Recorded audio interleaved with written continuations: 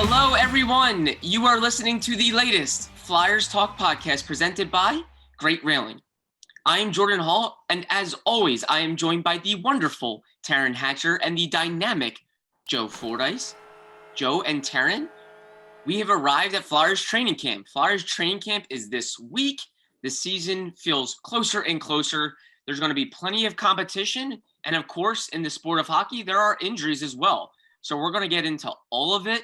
As we found out via a report, Samuel Morin apparently has injured his knee. We don't know how serious it is, but there will be an update coming out on that from the team. And then as we know, Wade Allison injured something maybe to his leg, whether it be an ankle or knee. We will find out. Again, we're not going to speculate, but he suffered the injury in Sunday's rookie game, and he could miss some time. So we're going to jump right into that. And we also have a great one-on-one interview from Taryn with Morgan Frost, a prospect that's pushing for a roster spot. So a lot to get into. But let's start with Wade Allison and his injury and how that could impact training camp competition. As we know, he was vying and will be vying for a spot in the lineup, possibly in the bottom six. So Taryn, if you can think of some guys that could benefit maybe from the opening of Wade Allison's injury, who would it be and why? I mean, literally any other bubble forward. I really hadn't given it a whole ton of thought because it was kind of like Wade, Tanner, Cam were really the bubble guys that we were looking at. And I genuinely don't think there's a lot outside of them that are really viable bubble guys just yet. I mean, maybe with some more time seeing from Lehigh. I would say Sam, but I know they want to put Sam back at defenseman this year, so I don't think that really impacts him at all. Although that story is, I can't wait. We have media day tomorrow, and I hope to just catch him while he's there and be like, what is going on? Because that whole story is a little interesting. But I don't think it really opens up the door for anyone new. If anything, I think it opens up the door a bit more for some of the other bubble guys that we were talking about. We don't know how severe it is yet. I haven't really poked around about it just yet because there wasn't any kind of camp or official practice yesterday in the building. So plus with injuries, you kind of want to give guys time to process what's going on. It's just tough for Wade. I know Lappy said it, but it's so true. Like he was one of these guys who just put in a ton of work to really be kind of an attractive prospect to bring up more long-term on a team that already has a lot of depth, a lot of experience, a lot of veterans. He did the work and it was showing. He was really confident. He looked really smooth in rookie camp. Lappy, I mean, was just raving about what he saw from him. He looked like a veteran amongst young guys, and I know that he is, but that leadership, that confidence there was something that I really was happy to see because we didn't know a ton about him as a person when he was brought up last year because we didn't really get to see him, away from games. So it was nice to see how confident he seemed.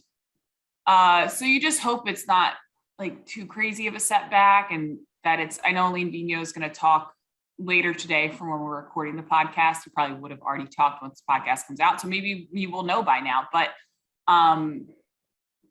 yeah, it just sucks, to be honest with you. I think it just sucks because he's gone through so many kind of injury issues before and he's battled back. He looked phenomenal. And you just hope it's something that's maybe like a day-to-day, week-to-week kind of thing and that he can stay in some form of shape or do some skill work in the meantime that doesn't set him back too far.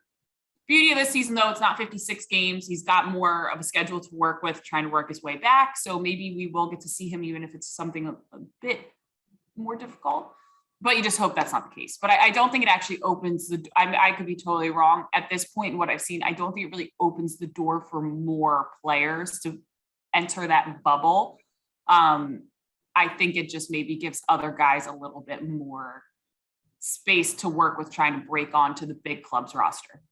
Yeah, you really hope that it's nothing long-term, very serious, because, yeah, he has been through a lot. If you remember last training camp. He was on the ice for about a day and a half, and then suddenly he was off it, and we didn't see him again. Turns out he undergoes ankle surgery and misses like 4 to 5 weeks. Here, he's finishing off a really good rookie camp. He was at development camp. He's been a leader among like the younger guys. He had that great audition. He's pushing for a spot. Final rookie game, and he injures something that's could be an ankle again or a leg. It's just a shame. He dealt with it last year and set him back, and now he could miss training camp again or parts of it. It's a shame. Jordan, you were at that game, right? I was. What did you see? Yeah, so it was on the far end, closest to the boards that we are. So it's at probably the toughest angle. Hard to see. Yeah, anything, but yeah, he's just going for the puck. He's kind of racing to the puck with Rangers prospect Braden Schneider, and he kind of goes in to maybe finish a hit or really just make a physical play along the board, and he kind of gets lifted up a little bit, and then he kind of comes down, and it looks like he lands awkwardly on his right ankle. And when he kind of came down like quickly in the air, comes down, it looks like almost like a basketball player rolling his ankle in a way. Well, I mean, not the nice thing, but the thing that's maybe more reassuring about that is that if it's like, even if it's a high ankle sprain, like a more long-term ankle sprain, they normally don't take crazy long to heal. And you're able to do certain skill work while you're, recovering and rehabbing. It was hard to see from the videos, and it almost looked like, I remember when Morgan hurt his shoulder, he almost looked like he got lifted and it crunched kind of a thing. And it was hard to tell if it was a knee, if it was a AC joint, if it was an ankle, if it was anything. And I haven't actually heard anything since. So I wasn't sure because I was watching on video. So it was hard to tell what was happening, but interesting. Yeah, very awkward play. And what tells me is probably something maybe to his leg is he kind of crawled off the ice, and then he needed help off the ice. And when he was getting help off the ice, he wasn't putting any pressure on his leg. So, but it really was an awkward play. Joe, go ahead. Yeah, those kind of things, the not putting any pressure on it, the crawling over to the bench. The crawling over to the bench is something you see when a guy blocks a slap shot, like from Shea Weber or something. And we all know what that is. And we just kind of hold our breath and say, let's hope there's no broken bone. This is obviously not that kind of situation. So, it looks, the visual is not good on it. So, it's a shame, as you guys have both alluded to, Wade Allison, the discussion when he came up last year and kind of infused so much energy into the lineup was that if he can stay healthy, if he can stay healthy, that, and we're, here's where we are now all of a sudden. And his game, he's not the tallest guy. He's an energetic guy. He plays around the net, which means he's going to play and has to play a physical style of game. Yeah. And you hope it doesn't turn into one of these things where he's a guy who can't change his style of play because of his size and sort of everything he's developed about his game, but he also can't stay on the ice. And there's just certain guys like that. And, so that's really a shame for him, because I really found last year when he came up to those games he played in were the most watchable games of the year, particularly the first few games. And there was a refreshing humbleness about a guy who was producing in the lineup and also acted like he was just happy to be there. Because generally the guys that are just happy to be there aren't really lighting up the score sheet. And he was doing both. So, and I mean, just as you guys played on the podcast last week, Taryn's one-on-one with him, a joy to hear this guy talk about playing the game of hockey. Of course, he said in that interview that he thought the Flyers were going to surprise some people this year. He obviously was really looking forward to this season. So you got to hope that he doesn't have to miss a good chunk of the season, because that would be significant. And we all have talked about when we were predicting the lineups that Morgan Frost's game doesn't really lend itself to fourth line play. But I would say if that has to happen at the beginning of the season, I don't know if they have a choice but to play Morgan Frost, because I'm not sure anybody else really is ready to be in the lineup right now on a consistent basis. So I really think it's if Wade is hurt and he's going to miss any time, I think it's probably Morgan Frost. You could say maybe Tanner Laczynski, but I would say Morgan would get the nod over Tanner. And of course, we know these guys are going to have to play if they're up here. So I don't think it's going to be a situation like the end of last year or the end of a down season where you're try this guy, try that guy. It has to be a consistent thing, particularly to start the season, because you don't want it to start affecting results and consistency in the lineup in the beginning of the season, particularly with a very new group of guys that are trying to find chemistry. You don't want to be changing the lineup every single day with now here's this prospect and here's that prospect and let's try this guy on the third line. And then you don't want it to trickle up in this case instead, rather than down, because it would be from the fourth line basically up. You don't want to have the whole lineup affected by this. So I think it has to be a plug and play. And I'm not sure anybody but Morgan Frost is the answer for that if it has to be to start the season. Yeah, Taryn, do you feel like this could, I don't want to say an injury benefits a player because I know his teammates don't want him to get hurt, but in terms of playing time and maybe opening the door, maybe it is Morgan Frost. I could see that because, as Joe was mentioning, they do have guys that maybe were penciled in at center that can play wing. And given they have a hole at wing now, maybe potentially it opens up the door for Morgan Frost because, say, a Derek Brassard moves to the wing or Scott Lawton moves to the wing. Do you feel like that could be the case?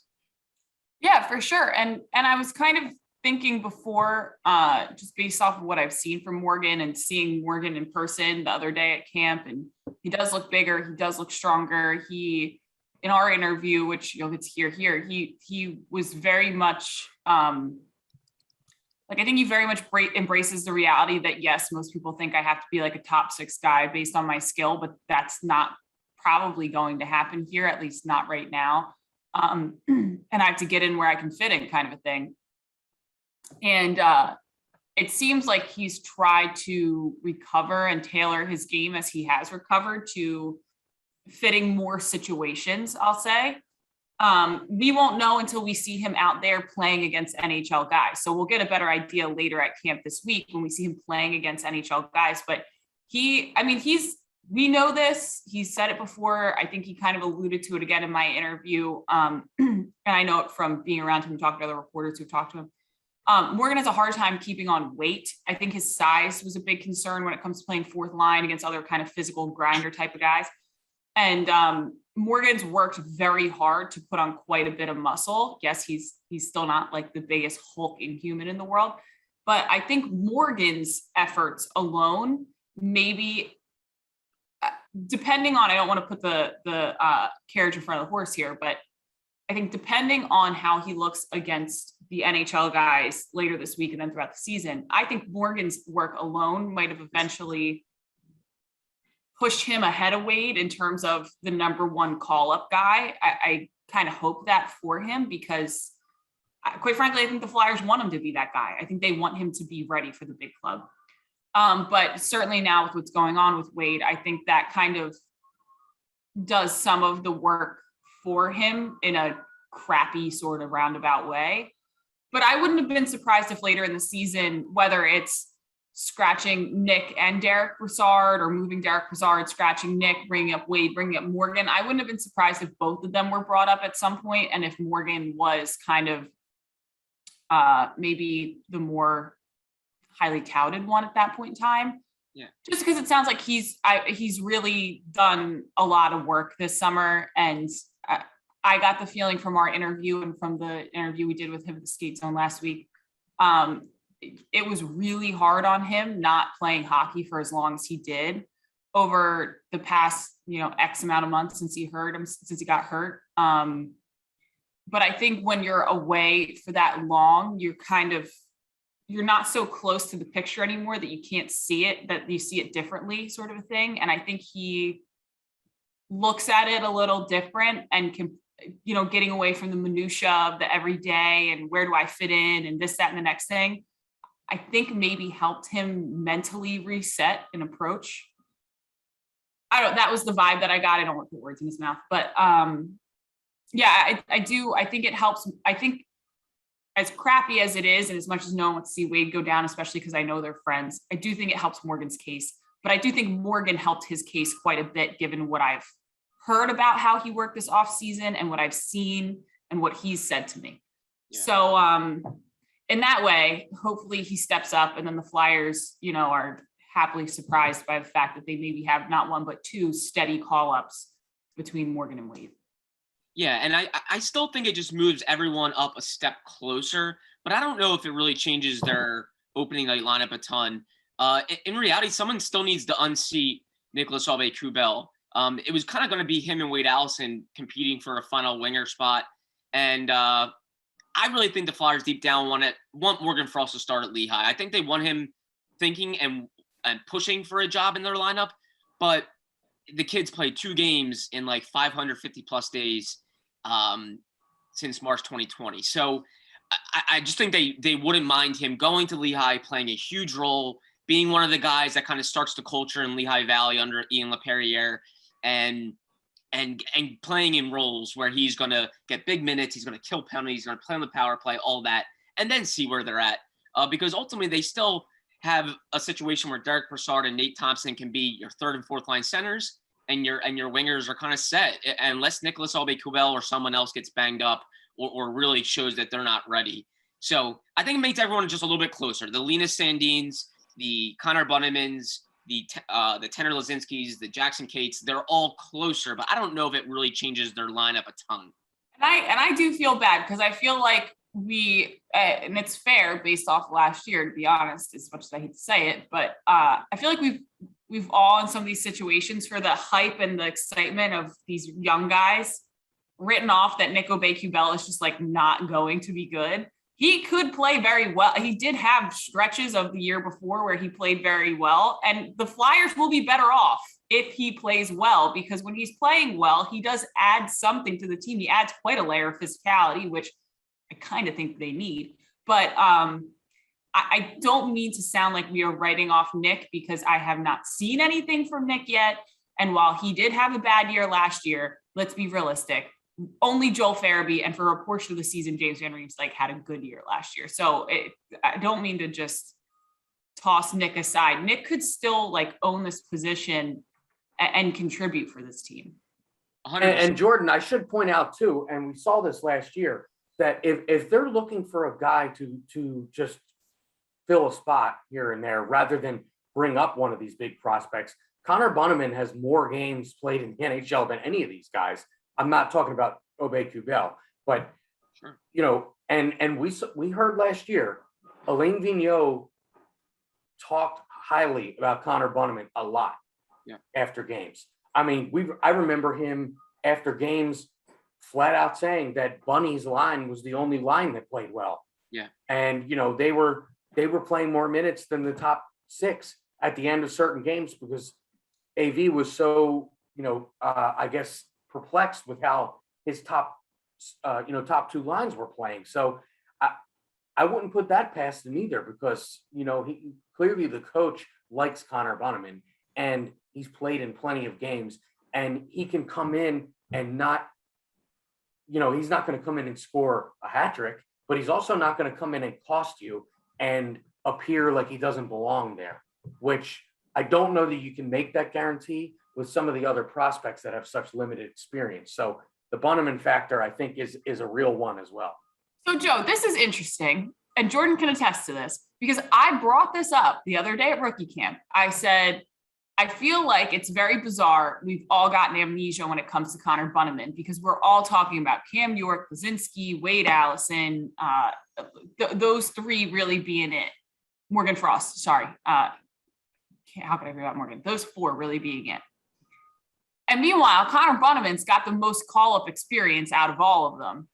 And I said, and I very vividly remember doing quite a few post games last year where the only positive comment that came out of AV's mouth after a less than stellar performance from the Flyers was about Connor Bunnaman, his effort, and the way his line played. And I got absolutely lambasted blasted in the media room for even saying it. But he petered off at the end of the year and this, that, and the next thing and yada, yada, blah, blah, blah, and whatever. And I'm sitting there and I'm like, I don't know if any of you actually listened to the press conferences we were a part of, but Elaine Vigneault likes Connor Bunnaman's efforts when he plays well, which goes for everyone, I think is fair to say. But I would not be shocked if we get to camp and all of a sudden Connor Bunnaman is playing with some of the NHL guys in these scrimmages and so on and so forth, because the devil you know is better than the one you don't sometimes. And I think Elaine Vigneault feels like he knows what he gets from Connor Bunnaman. And when he sees Bunny going bad, he knows what that looks like as well. So thank you for saying that, because I got looked at like I had 17 heads and I was just like, I didn't make this up. I didn't make up Bunnaman love in my head. I know I did not. So I appreciate that, Joe, because yes, I won't say who it was in the media room, but some of the older gentlemen who maybe their memory is not quite as vivid as mine didn't recall that at all. And I was like, what is going on? Well, I would say if you were to take a stat sheet and tally up every player from last year's team and their personal name mentions by Elaine Vigneault, Connor Bunnaman's in probably the top 8 on the team of anybody that played last year. And what I think it is I think people get wrapped up in with Connor Bunnaman. I think the thing is the ceiling with him is down here. The ceiling with these other guys is way up here, but they're nowhere close to getting to the ceiling yet. So, and I think that's what AV likes. He knows that it's an even keel player. And he's not a player that's going to be pushing anybody in the top 6, but he's also not a player that's going to play his way out of the lineup by making bad decisions or things like that. He just comes in, he plays his solid 9 or 10 minutes as a 4th line player, and he can rely on him to be there and fill that time and be a solid player. And, you know, I don't think any of those other players that we're talking about, the Frosts, the Lisinskis, those guys are not players that are just in there to play 9 or 10 minutes. Those need to be more impact players, which is why I said their ceiling's higher. But Connor Bunnaman can already get to his ceiling. And I'm not sure that players with 2 games experience in the last 2 years or 4 games experience, I don't know that they can get to Connor Bunnaman's ceiling yet, while they should far surpass it in their future. That time isn't right now. And I think that's the thing with Connor Bunnaman. And, you can't. Why is Nate Thompson on this team? Nate Thompson's not on this team to score goals. He's on this team because he has plenty of game experience and he doesn't do things to hurt teams. And he can just get plugged into a 4th line. And you kind of just, it's almost like when you have, He's a Toyota Camry. He's a Toyota Camry. It's not the sexiest car in the streets, but they run forever. They're good on gas. They don't have problems. You're not always putting them in the shop. Some of these guys are like a Jag. Jaguars look nice. Some of them are sharp-looking cars, but they're not super efficient on gas, and they break down sometimes. You need some Toyota Camrys on your team. I had a Toyota Camry from 1994 until 2014. Nate Thompson is a Toyota Camry that never breaks down, drives well in the city on the open highway. And, no one's driving by my 1994 Toyota Camry going, wow, that thing, what I would do for that car. No, but you know what? I wouldn't trade that car for the world. Until I moved to Hawaii and had to sell it, I would have kept it till a wheel literally fell off of the car and the car had no damage. They just put the wheel back on the car. This is a true story. And then I drove it away and there was no damage to the car. Those people, you cannot beat that type of player. They are so, so critical to building a good team. You can't just have a bunch of like Ferraris and Lambos all over the place. It doesn't work. I think sometimes it's Toronto's problem, but that's neither here nor there. You need Toyota Camrys. So Jordan and Taryn, I'm going to make a Bull Durham comparison here. So maybe Connor Bunnaman is like Crash Davis in Bull Durham. Crash Davis is a AAA player. He's a career minor leaguer that can be called up and relied on at certain times. Whereas when Tim Robbins' character comes out, he's supposed to be the big time hotshot minor league player that is brought to Durham to study under Crash Davis. And he thinks he's already arrived and he thinks he's at his peak. Maybe some of these guys like Frost and Wasinski, maybe they're more like Meat. I'm not talking about their attitude, but maybe they're more like him in that they have the higher ceiling. But sometimes you need a Crash Davis to just come in there and settle things down. And I think in this scenario, Connor Bunnaman might be that. Sorry, Jordan. It might have been talking over your head with the pop culture reference. Yeah. But, I know. I've never seen Bull Durham either, actually. Okay. Well, Crash Davis is Kevin Costner's character. There we go. Yeah, I've seen parts of Bull Durham. I can't say I've seen it in full, but I know the movie. Can we just hijack the rest of the podcast and say what cars we think the players would be? Yeah. Like Sean Couturier would be like a Humvee, like something that's just never going to break down. I'm trying to think. Okay, we're not going to do this. Yeah. No, we got Bull Durham analogies. We got car analogies. We got it all here. But yes, Connor Bunnaman, I think a lot of people forget he played games in the bubble. He played games in playoffs because he was trusted that much and the team likes him that much. So absolutely not a guy to forget. And those were some of the games where AV praised his play. Those playoff games in Toronto.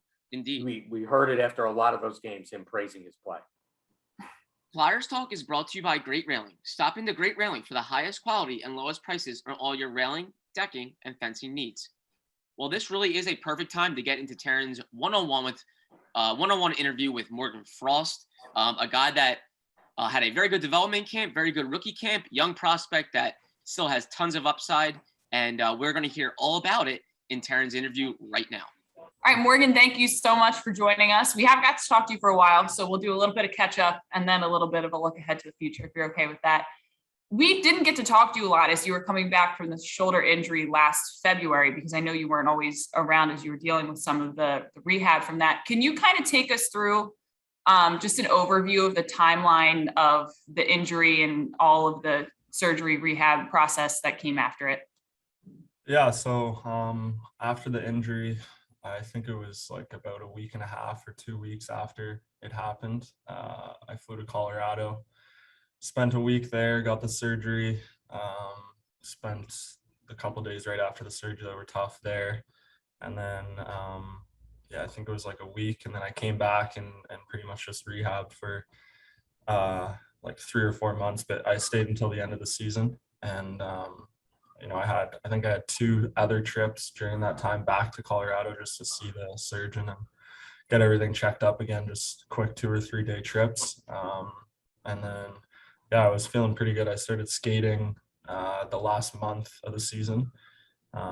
Started picking up each week. And then, I was feeling pretty good going back home, and then just worked out all summer and made sure I took care of it before my workouts or before my skates, and kind of just built the strength back up, and feels good now. Yeah. When did you start to feel 100%? Are you there now? When did you really feel like, okay, I'm not dealing with an injury anymore as much as I'm dealing with getting back into shape and game speed and everything else that comes with it? I would say probably like the last month and a half, 2 months. I think every day it just kind of gets a little bit better. And, I got my mobility back and it felt good. I think at that point it was more about strengthening it because it was pretty weak from not doing very much. I just kept doing that and kept ramping up, and now it feels, we'll go 98%, very close to 100, but it's good. It doesn't bother me really anymore on the ice or doing activity or anything. So it's good. That's good to hear. I know we were talking about this off camera. You mentioned you're trying to get your shoulder stronger. You actually physically look bigger through at least a Zoom call. It's kind of hard to tell. Have you been able to put on strength and weight in the process of trying to rehab from the shoulder? Where were you at before? Where would you say you're at now? Yeah, I'm definitely a little bit heavier. I think, my goal was to get to 190, and I came here and did that. And now it's about trying to keep up the weight with all the activity that we're doing, which is never the easiest thing, but just trying to eat as much as I can and drink as many protein shakes. But yeah, I worked hard, and I think I got a little bigger. I think I've been here for a little while now, and I know what it takes to play in the NHL, and I definitely need to be stronger and harder on pucks. So yeah, that was the goal, and I think I did a pretty good job of that this summer. Everyone who put on the quarantine 15 and still hasn't lost it is screaming at their screen. Yeah. That answer. Yeah. But it's interesting. A lot of what I read, a lot of what I saw about you in development camp, the expectation kind of was that you're probably realistically too good to be there. And it seems like from everyone's account, that's kind of how you played it. Like you have this whole thing figured out at this point and mastered that level of the game. I wonder, where do you feel like your comfortability is at with development camp? Obviously, it's not your first one, and there were other development camps in the past where the expectations for you have always been high given your skill set and just, the certain aspects of your game that are so impressive. Where do you feel like you're at now versus development camps in the past? I think, very far ahead. I think it's just a lot easier when you come in and you're comfortable with the staff and, the guys and, the coaches and trainers and everyone. It makes it a lot easier, and it's a lot better coming down here, and I feel way more comfortable. So I think that translates to better performance on the ice. I mean, I think probably my first 2 years here is definitely a little bit nervous coming in for development camp, and now that I've been to my fair share of development camps, I feel pretty comfortable, and not really getting nervous coming into the development camps. It's more just about getting better and trying to show what I can do and that I put in the work over the summer. Just for a little context, where did you do your off-season training this year, and who was it with? Just for some background information. I did it in Aurora, Ontario, my hometown. I've been with the same trainer for the last 4 or 5 years. It's called JMP Performance. It's a little more low key than some of the other big ones, but I train every morning with Sean Walker, who plays on the Kings, and he's a bit older than me, and he works really hard. So he's a good role model for me to follow every morning, and just stayed local. What's the mindset for you now as we turn towards camp and not development camp, especially given, and I was just talking to Wade about this, it's interesting for a player like you. I feel like a ton of people believe in you, want to see you up with the big club, consistently throughout the whole year kind of thing, see what you can do and come to kind of develop your potential to its max ability. But at the same time, the offseason, you're watching Chuck make all kinds of moves that add to the depth chart, and lots of forwards being kind of traded around and acquired and picked up and so on and so forth. What's the mental approach for you in that situation, given the fact that even the conversation when it comes to you is often that you're a top 6 kind of player. So it's kind of hard because you have to jump from getting ice time to it's probably a top 6 kind of guy on top of that. Honestly, I think for me, it sounds pretty cliche, but I'm kind of just trying to think about my own thing. I mean, it was really tough not playing last year. And you can do as much as you can in the summer to emulate, camps and whatever, but it's never really the same until you actually get back here and, you're going up against a bunch of other guys that are trying to make the NHL. And, so I'm just really focused on myself. I mean, there's always going to be people moving in and out of the organization, and, we'll see what happens. But I think for me, the big thing is just to get my confidence back up and, try and have a similar camp, if not better, to the one that I had last year where I made the team. And, if not, whatever, I'll keep working. And, I really want to be on this team. So, whatever it takes, I'm willing to do. And, we'll see how camp goes up, how it goes. Was last year, given that it was from February until whenever you were able to really skate again, was that the longest time that you've gone without playing hockey? I would assume, since you were like 5 or something, since you were a small kid. By far. Yeah. I mean, to be honest with you, that was my first real true injury. I've never really missed probably more than a game with anything, just little stuff, but it was definitely tough. It was very different. Like I said, I've never really been in that situation. I've never had surgery. I've never had to miss months, or I mean, even though it was a shortened season, the full season. So it was definitely a mental battle. And I think the summer was good for me, kind of just to refresh my mind and get away from things. And now that I'm back, I feel confident. I feel good. So. All right, well, Morgan, I've got construction going on and a bell dinging at Independence Hall behind me, so I will wrap up this interview. Thank you so much for joining us. I appreciate you giving us your time, and good luck in camp, Morgan. We're all pulling for you. Thanks, Sam. Thank you. Taryn Hatcher and Morgan Frost, great interview. Loved hearing about Morgan Frost's outlook for training camp and this season. Only 22 years old and really hasn't played a full season yet at the pro level. Sometimes we forget about what a lot of these prospects have been through with COVID-19 and all the challenges the virus has presented to these young prospects. Taryn, what did you take away from your interview with Morgan? I know I kind of touched on it before, but I think the experience of stepping away from the game, how that's been for him. Obviously the emphasis for him on size. I think he does want to, I genuinely got the feeling from him and talking to people around the skate zone the days I was at rookie camp, that he wants to be able to play wherever the Flyers can play him. And I think before he knew that maybe his size and his skill set limited him into where he fit in if he jumped in.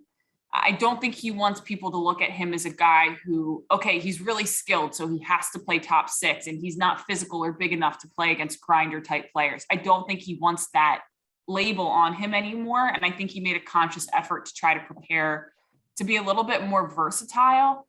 I also think he's just, to be honest with you, a lot of these kids were kids until recently when it came to joining this team. I think he's more adult-like, both in he's always been a professional, but his mindset seems a little bit more adult-like. Physically, he looks more like an adult now. Because I've said this before and I'll say it again. And I know sometimes people are like, oh, it sounds weird when you talk about that stuff, but I interviewed him in Carolina, I think before his second NHL game. And I was kind of shocked by, when I stood next to him, how much he seemed like he was still a teenager, just in the way that he was built. And then you look at some of the guys on that Carolina team that he's going up against, and you're like, oh my God, he's going to get assaulted out there. Like, it just doesn't feel right. He looks now like he can compete with those players, regardless of where in the lineup he falls. Yeah. And I do think that, and I know that's on a different level from my own experiences. It wasn't until I got injured playing soccer and I had to take months and months and months away that I felt like I could watch a game in a different way. And every game that you watch is more of like a learning lesson for, all right, when I come back, I want to do things this way or that, or the next thing. Because when you're in it, it's hard to see it. And I think it was a real difficult situation for him to be, injured and sidelined for, as he said in that interview, for the longest period of time since he started playing hockey as a little kid.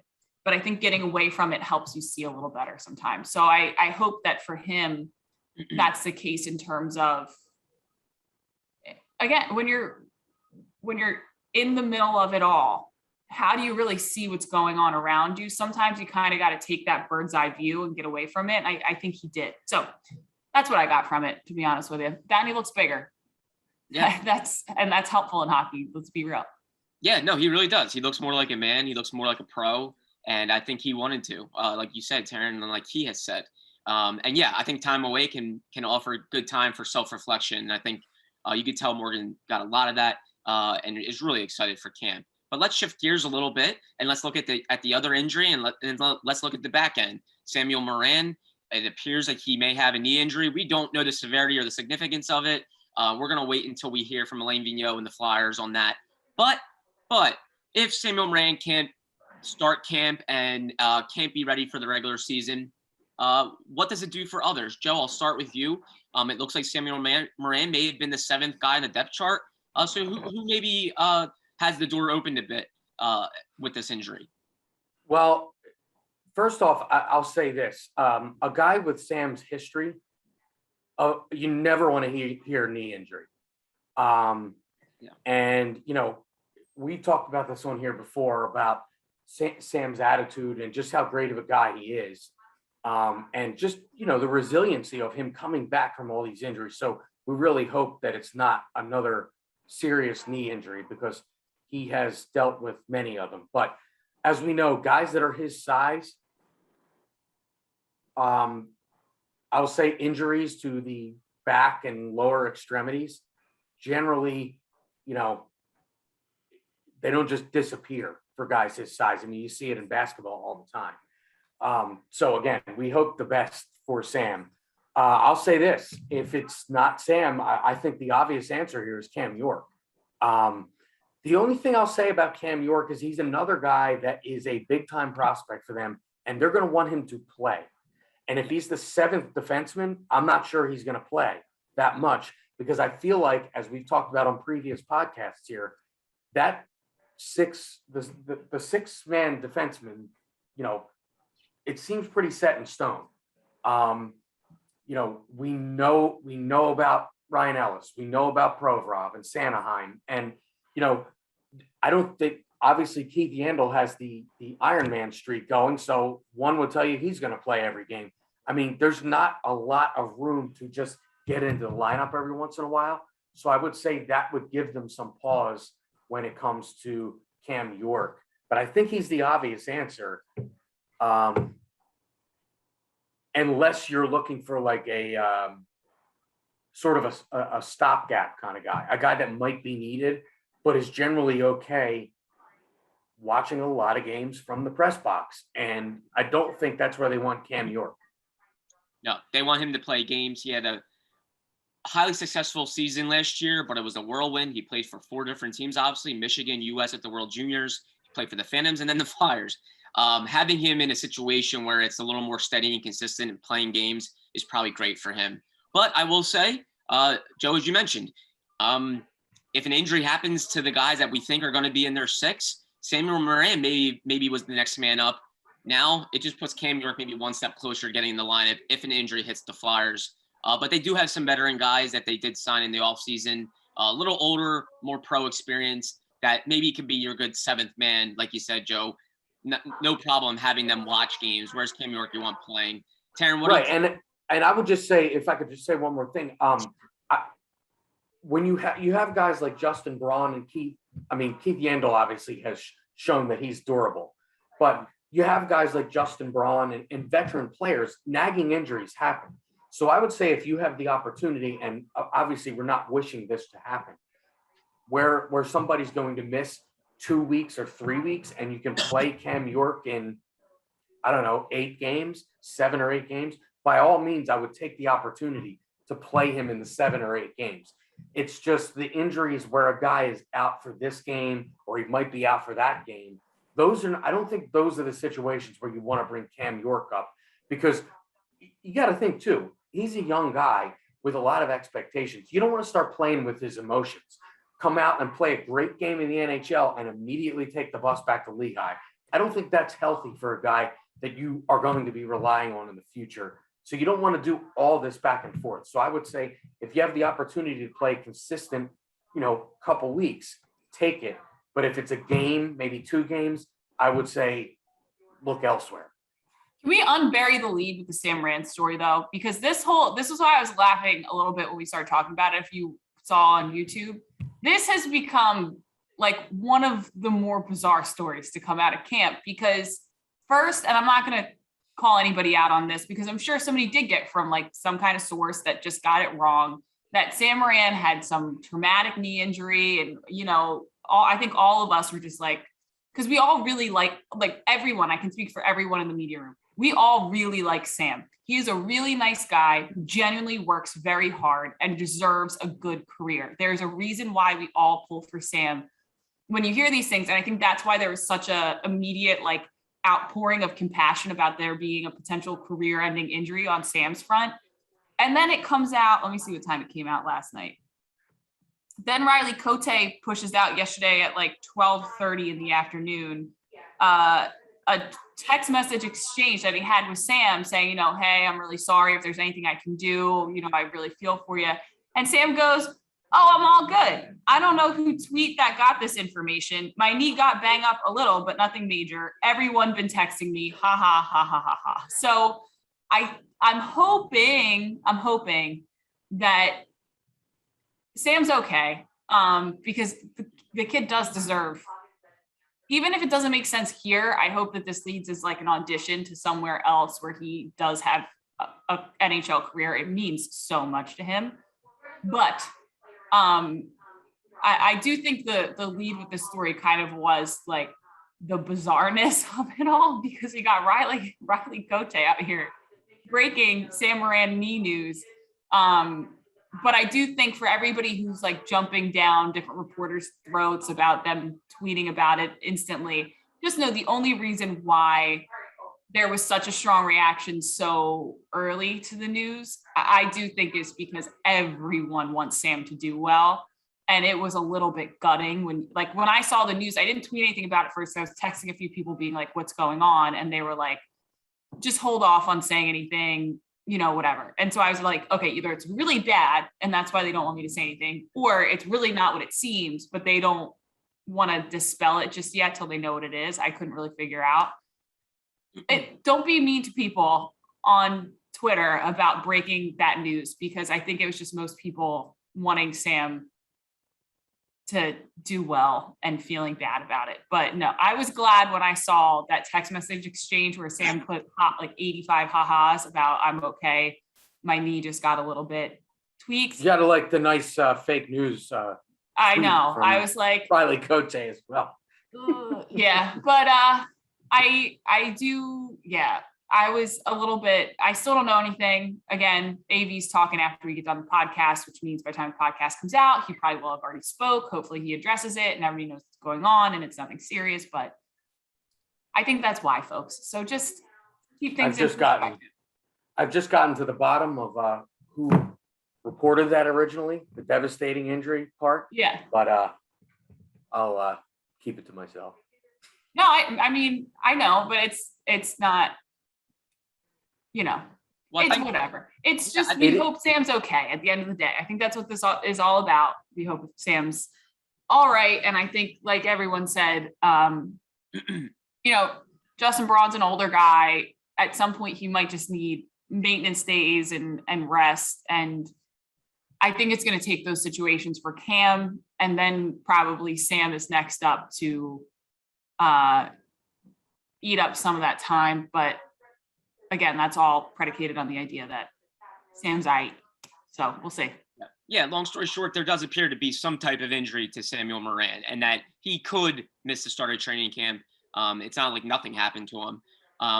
We just don't know how severe it is or how significant. And as Taryn and Joe mentioned, yeah, I was personally thrilled to see Riley Cote's tweet, because it was good just to see Sam saying, hey, it's not as serious, because, yeah, let's be real. The guy's had 2 torn ACLs since the summer of 2018.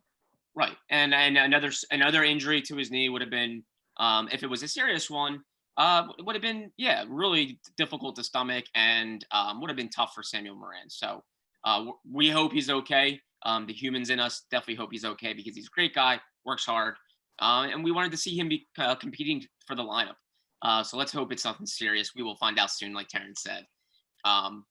But yeah, there will be guys like Cam York and Igor Zamula and other guys, Linus Hogberg, plenty of guys that could be headed to Lehigh Valley that will be chomping at the bit and pushing if there is an absence within the Flyers depth chart.